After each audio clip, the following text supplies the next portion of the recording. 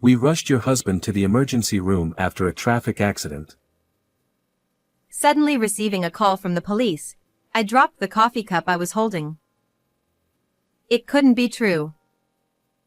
Because my husband died 2 years ago when he fell into the sea. There were even witnesses. Someone must be impersonating my husband.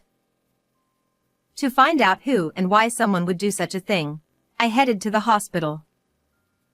When I visited the emergency room, I saw the pale profile of a man lying on a bed. No way, this can't be happening. I almost cried out in shock and covered my mouth with my hand. Oh, honey. It was unmistakably my husband. I am Annabelle, a 32-year-old company employee. I am raising my 4-year-old daughter alone.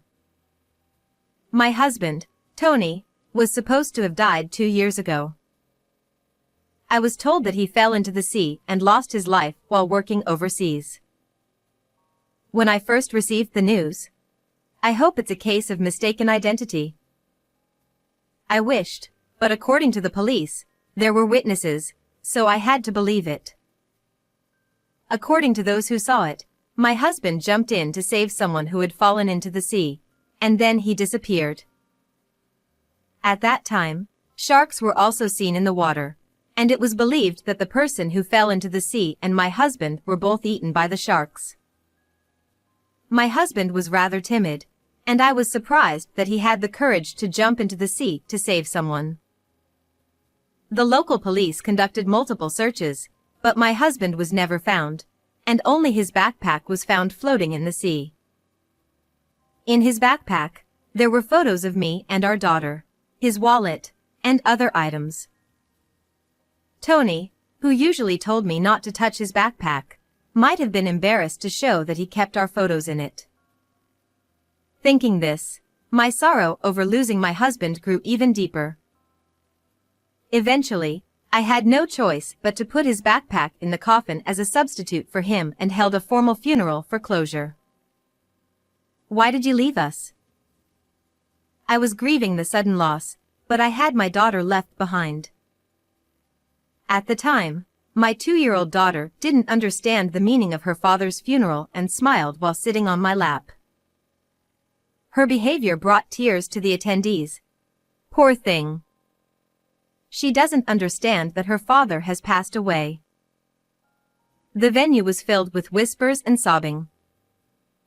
After the funeral, I faced my daughter with my best smile, determined not to cry in front of her anymore. And I decided to do my best at work and raising my child alone. 2 years passed.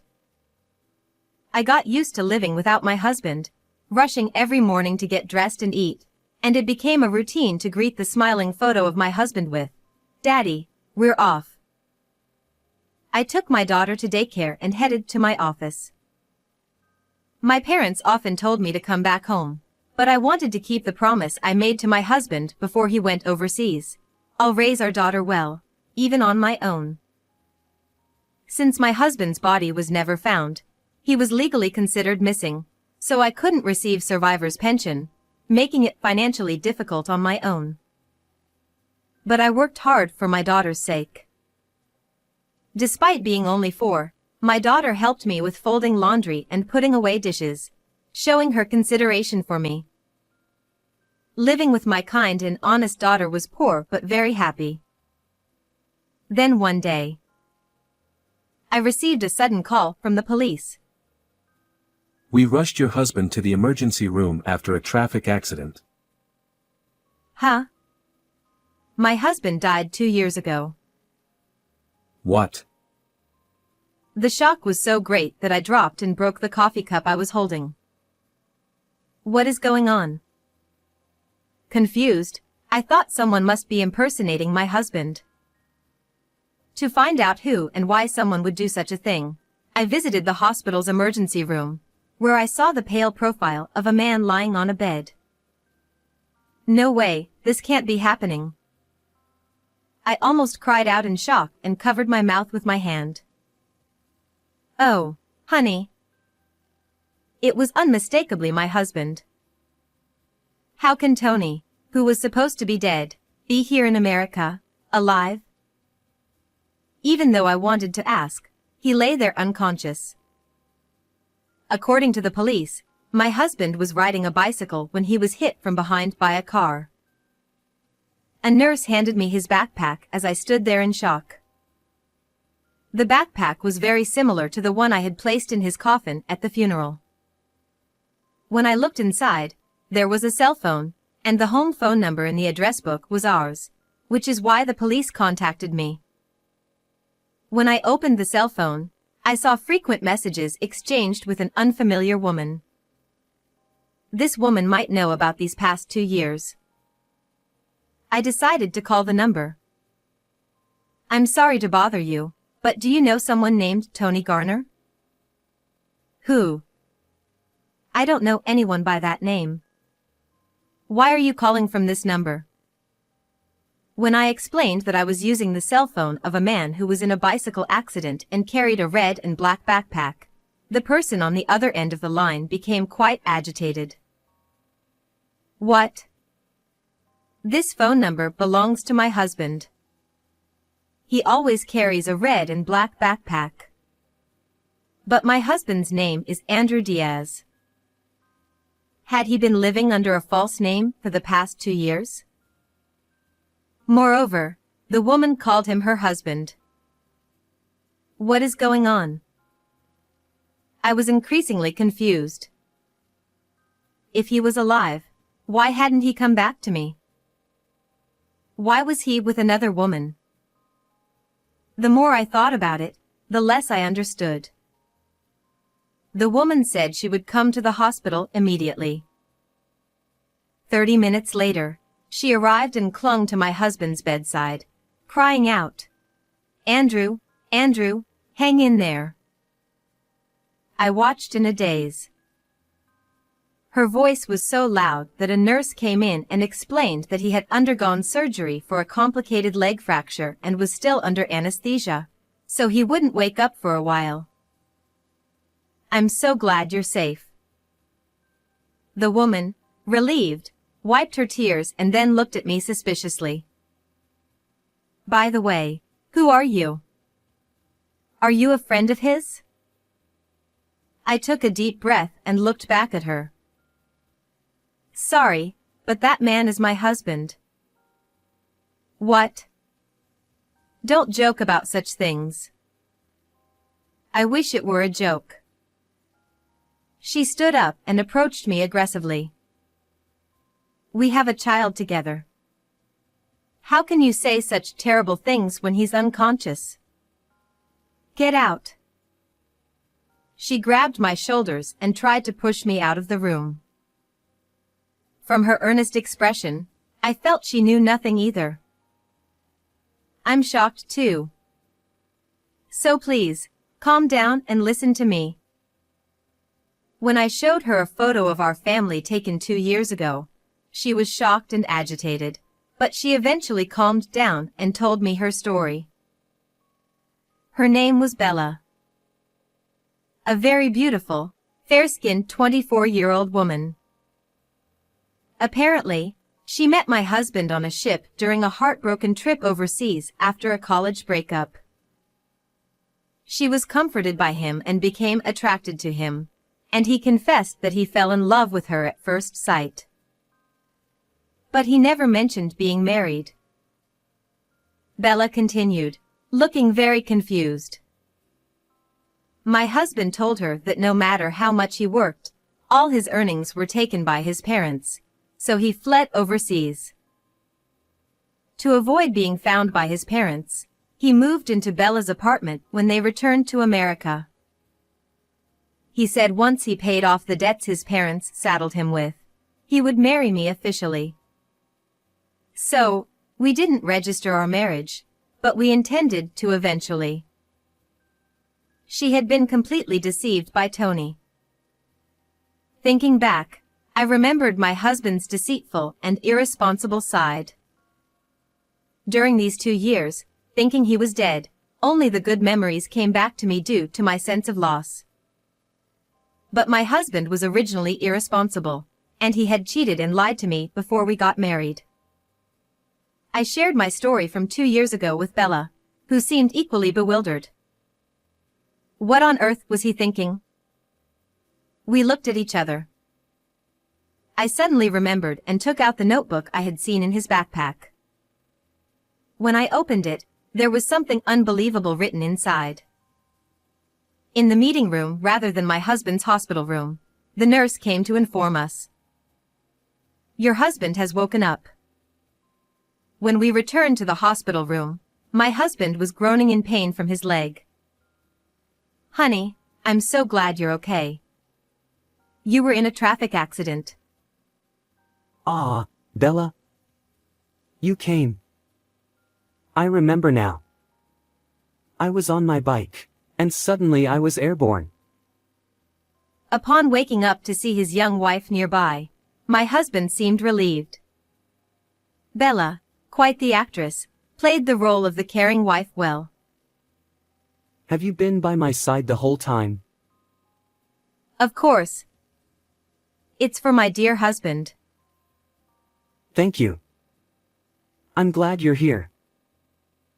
The husband who had abandoned me and our daughter for 2 years was flirting with a younger woman right in front of me.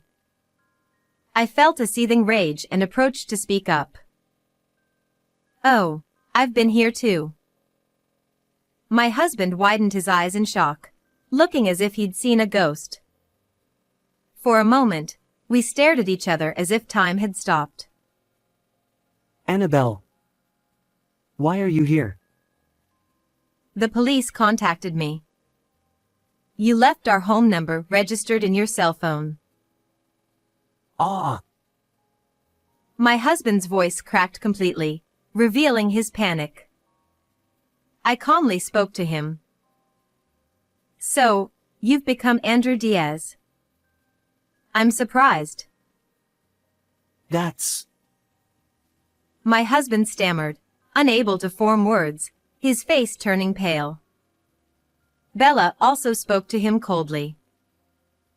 You lied about being single and escaping from your parents? How could you deceive me like this? No, that wasn't my intention. I fell in love with you at first sight and just wanted to be with you. My husband tried to make excuses, unaware that the more he spoke, the more his lies were exposed. That's strange. What you wrote in your diary contradicts what you're saying. What? You read it? My husband tried to snatch the diary from my hand, but in his condition, he couldn't get it back. I decided to read from it.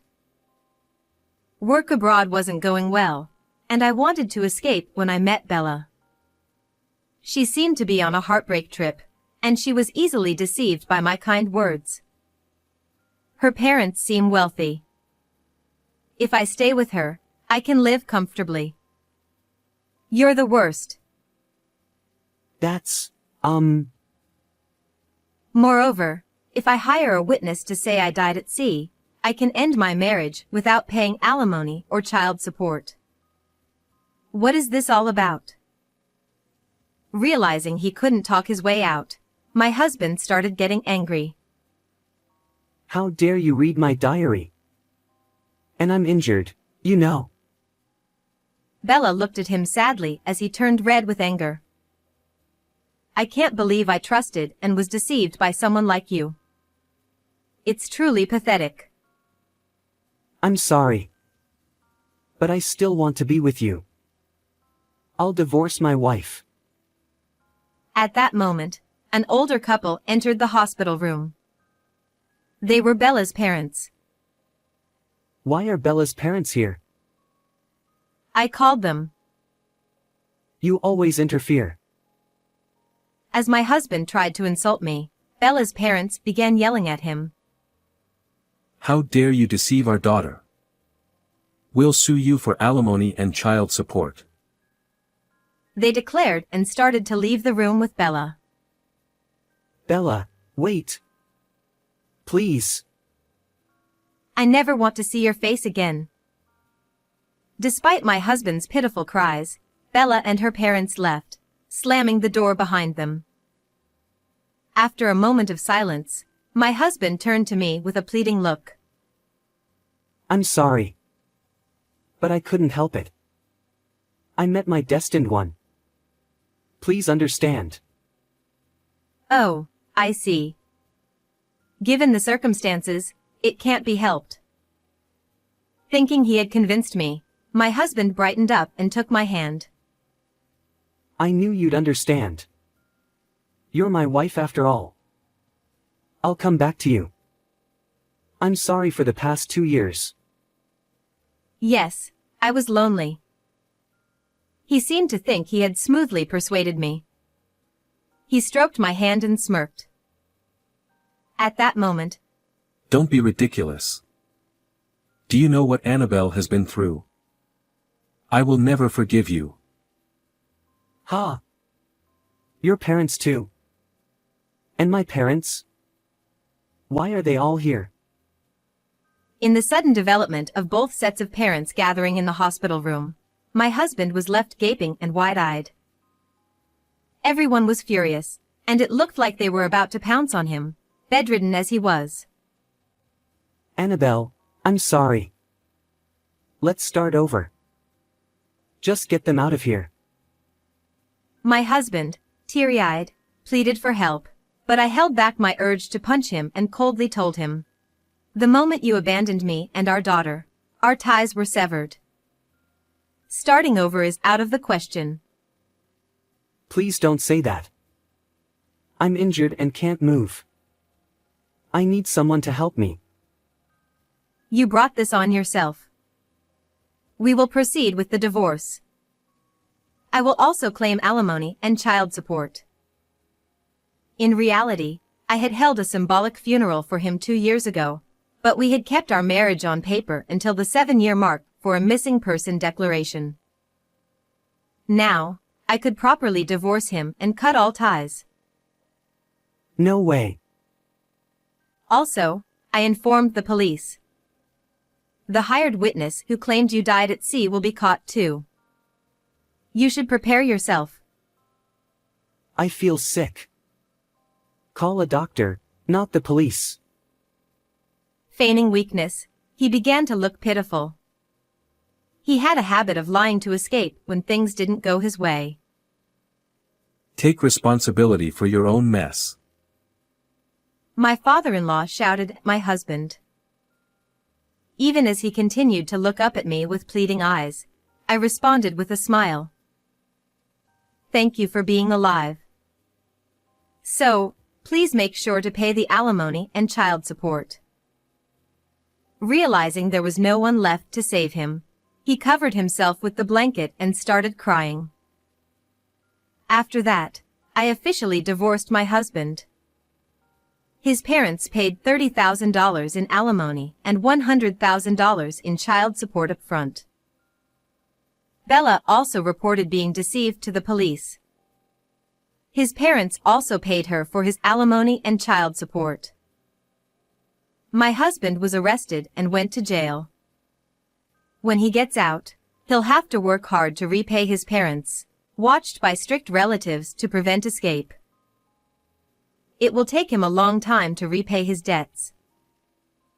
I moved back to my parents' house and started living happily with my daughter. Now, every morning my daughter says, "Grandpa, Grandma, I'm off to school," and heads to daycare. To protect my daughter's smiling face as she grows, I will continue to do my best. How did you find this story? Please subscribe to my channel. See you in the next video.